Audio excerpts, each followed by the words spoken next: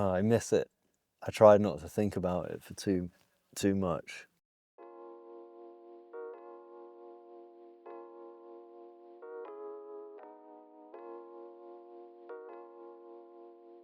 This is my beloved E46 3 Series Touring. It's a project started, I don't know, probably 10 years ago. I just really loved that sort of fast estate cars. Built this with the help of Rich. Absolutely loved driving it and going on various sort of road trips and touring and stuff. But I had to park it up while I got Bernie up and running and spending money on development. That sat on the drive for, I don't know, I don't want to say 18 months or so.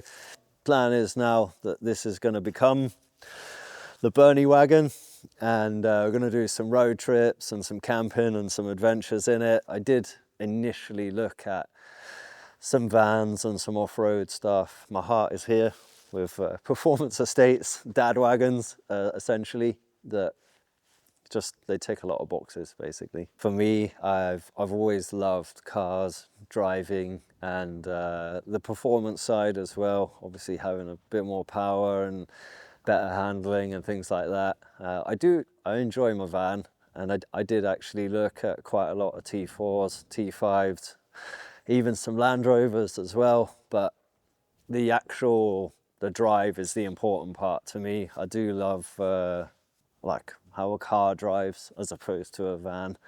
And if I had a van, I'd want to make it fast and low and handle well, and then it would just be a crap van. So yeah, it's got to be performance estate really. God, it does look pretty hanging now, man. I didn't use it a massive amount. You know, I've got the van for, you know, work and back and daily use, and this was just a bit of a treat. I've definitely missed it. My son named it Lightning when it was first built. This is a E46 3 Series. It was a 325i, but what I really wanted was an M3, but can only get an M3 as a coupe or a convertible. So I bought an M3 and this car and took the engine, gearbox, all the drivetrain, suspension and everything, and put it in here. We now got a 3.2 litre inline six from the M3. It's 340 brake. The 6-speed gearbox and the diff and everything out of the M3 is all in here. The main thing was to have it quite stealth. So the only thing I had to change really was the wheels, because they didn't. I got the CSL brake kit and the wheels would not fit over the brakes. So I've taken the M3 wheels, made them black. Visually is one of the only things that sort of gives it away. The rest of it is pretty stealth. Initially, got to get some of the green stuff off and freshen it back up, get it back on the road. Nothing too wild to start with, needs a very good clean and inside and out. We're going to do a big service. Then the plan is roof rack and awning I'm going to build to basically allow me a sort of a base camp. We've got roughly 3-meter awning to go on the side of it. That will be a sort of independent structure that will all fit in the boot and can be set up when I get to site. BMW is famously pretty terrible off-road. They slither about a fair bit, which does make them quite fun. But no, short of, I mean, even damp grass is a bit of a struggle. This is staying in, this is permanent. No, I will probably stick some winter tires on it and just make sure it can actually propel itself in something a little bit, you know, when the weather's a bit worse, maybe with some snow. But yeah, there'll be no off-roading. I think if you go off-road, get a proper off-roader. I really did want to have a Bernie bus or wagon of some sort. I like the idea of going off camping, hiking, weekends, even just an overnighter. My heart's definitely with performance cars. And you know, fast estates, they tick every box for me. 4 doors, enough room for 4 or 5 people, bit of luggage, but you still have the performance and the dad chic look. It's a wicked car. it does everything that I need it to do. I really like doing things my own way. I feel more comfortable in that respect, is sticking with what I know. I did already own this. It wasn't built with the intention to be the Bernie wagon. The S54 engine that's in there is a masterpiece, really. The later car, the M3 CSL, at some point I'll get to upgrade to the intake that the CSL uses. The sound that it makes is something that I have literally dreamt about since 2003 when I first heard it.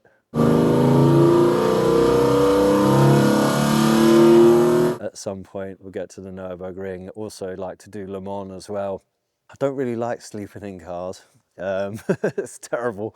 Something's normally gone quite wrong if I'm asleep in a car. You end up compromising the inside so much because it is pretty small. You know, it's designed for 4 people to sit in. Yeah, I have a nice contact with Wagon. They help me out with a lot of my camping gear, so I'll be setting up my tent, proper camping, I guess, you know, under canvas. I used to do it a lot as a teenager, and yeah, through 20s and 30s did very, very little. And now as a more mature person, just in years, you know, I've refound the outdoors. It's changed quite a bit. The kit's way better than it was, and it's cheaper and lighter and just overall much nicer kit. So yeah, I'm actually quite looking forward to it. Well, I've got a nice Bernie sun strip that's going to go on it. Yeah. Just owning and driving a 20-something-year-old, what is it, '02, so yeah, 23-year-old, 24-year-old car soon. There's plenty to spend money on just keeping it looking roadworthy. This, believe it or not, right, is a new badge, yeah? So when I got it, I put a new one on there, but I didn't realise that unless you buy an OEM one for £35, they all do that. Okay. Yeah, so I had a couple from eBay. There's one on the back as well, and that's completely faded. But the eBay seller, it kind of looked like an OEM one, but it was £8. Yeah, delivered. Yeah. So, and then you're like, no way, I'm not paying 35 quid. And it turns out that if you do, then you only buy once. So it turns out I've actually got to buy a new badge. I'm here with Rich from Ball Motorworks. He's a BMW Mini specialist, and he originally created this beast. And this is Rich. This not so good looking beast anymore, as it appears. So what can people expect when they come to Ball Motorworks then? We do all sorts of engine rebuilds, servicing, diagnostic, aircon, yeah, everything from just changing a bulb to changing an engine. We do it all. And what age of BMW? Is it just old beasts No, like any this? really. We do a 2-year-old one inside. We've got an E36 inside from '98. So yeah, all across the board really. Any particular model. We don't so much specialise in any of the M cars. We'd rather accept this one apparently. The hybrid. Yes, it doesn't quite count. We tend to move them on, but yeah, we're sort of a general BMW Mini workshop. So about 10 years ago, I brought 2 cars to Rich, who he helped me buy both of them, to be fair. A very, very ropey M3, wasn't it? Which we probably should have bought the better one off. Yeah. It was, yeah, a bit of leggy, a bit tired, tax and MOT at the time, and we bought a nice Touring. And then it was Rich's job to basically take the beating heart, the S54, out of the M3 and stick it in the Touring. So it was pretty much a full swap. So everything, engine, suspension was removed. So it's basically just a chassis. Then the same with the Touring, and then it was all swapped over. We upgraded bits and bobs where we could, bushes, suspension kit on there, isn't there? Yeah, it's had brakes. CSL brakes and performance calipers on the front. Engine-wise, it was all as is, wasn't it? It was nothing. Oh, short shift. Oh yeah. We did it. There's a short shift kit on it. I can't remember the brand now. UUC.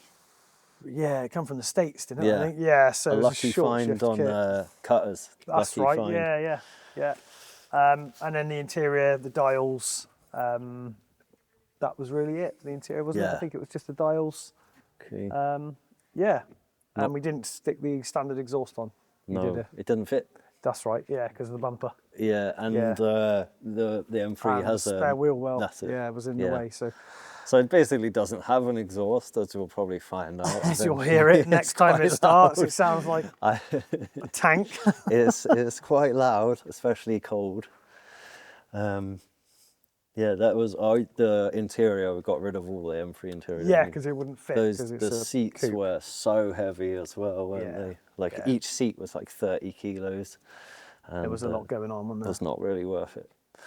But I think that was it generally for what we swapped.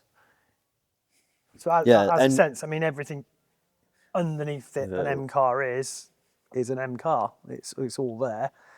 The only thing you're missing is the body, which That was the plan. That was Have the plan, a bit of yeah. a stealth That was it. wagon. A and there it was sleeper. tucked in there with no real obvious notices from the outside. It's all, you know, if you ever saw just a 325 go by, you just think it's got big brakes on it, Yeah. and it's loud. I'm not convinced these discs are going to be any good. Oh really? Like, Then we're gonna need new discs. we might. And the rears. Awesome. Oh my god. Honestly, anything with an M on it, like the M Tech ones are like 80 quid. M3, £350. Side. Are they not gonna clean up? If they're distorted, that's the problem. Often you'll find it like the rust pits into them. Oh. Can I skim them? Yeah, Right. there's a minimal thickness though, so obviously you'll have to. Yeah. Thing is, they're not They weren't that bad when you first got them, but it's just the corrosion, isn't it? no, they were brand new. Yeah, you might, if we get it, when we get on the ramp, get the wheels off, Okay. get the discs off, and if you can skim them, then Yeah. bring them back to life. At least we know they'll be flat then, you won't get break each Yeah. other. When Rich did the initial like swap over of all the parts, we took anything that looked a bit scabby. Yeah. I had that blasted and powder coated. The underneath has been under sealed. It's been sealed, so it Yeah. should be, and the brake pipes are all replaced as well, Yeah. so there shouldn't be any, The underside should be good, right? yeah, it should be. And getting some of the parts of these is getting a bit difficult in some cases. It's not impossible, but I'll just make it. It's fine. yeah, hoses you can make, that's all right. That's Yeah. easy to- Yeah. I'm good at hose. yeah. I remember So- picking this car up. So we went to Bristol, didn't we? Was it Bristol we went to? This guy. That's Yeah, it right. was Yeah, near it was near Bristol. Bristol, wasn't it? Yeah, I remember going to pick that up. Oh, that was Because I had the dreamy. engine out of it and it went in my 325. Did it? It did, yeah. Oh yeah. So I bought the engine off I you. remember. Because mine was a smoky one. Yeah. They get that way. Yeah, lots of the parts are sprinkled around the country now. I'll put all on Yeah, eBay, we didn't did I? get, I'd say like the vast majority came from the M3 though. There's not a lot on that isn't M3. No, Pretty much all the- everything underneath. Yeah, certainly all the go bits. Yeah, all the suspension, the brakes, diff, No, that prop. suspension's Bilstein, isn't it? That's right, yeah. That would be all rusted the fuck now. Yeah, that's the worrying bit, isn't it? It doesn't lie. It always looks so nice when Yeah. you put it on there. A few years later, it's toast. It smells just how I remember it as well. It's really comfy. It feels quite luxurious compared to a work van. And I remember the pedals being really nicely spaced. Oh, I miss it. I tried not to think about it for too much while I couldn't drive it, but now I'm back in here and it actually looks like I might be back behind the wheel soon-ish. It's it's exciting. I always sat a little bit high. You could never get these seats quite low enough for comfort, so I'll have to maybe look at getting some slightly lower seats. But yeah, it's wicked to see the dash and the gauges and 9,000 RPM. I don't think it goes to that. I think it'll only go to about 7, 8, maybe 8,000. And I don't know the top speed. It says 180 on the dash, but I'm not sure what they're actually good for. I certainly got nowhere near that in my ownership so far until I go to Germany. They might be limited actually. 155, I think they were limited to. I've just noticed I've got a tape deck. I think there's a CD player in the boot actually, and I got a tape deck. I cannot wait for first drive when it's back on the road. I'm really excited for that. It's such a nice experience when you have a weekend car just to hop into and enjoy and go somewhere. Don't know where just yet. Somewhere nice at the end of the road.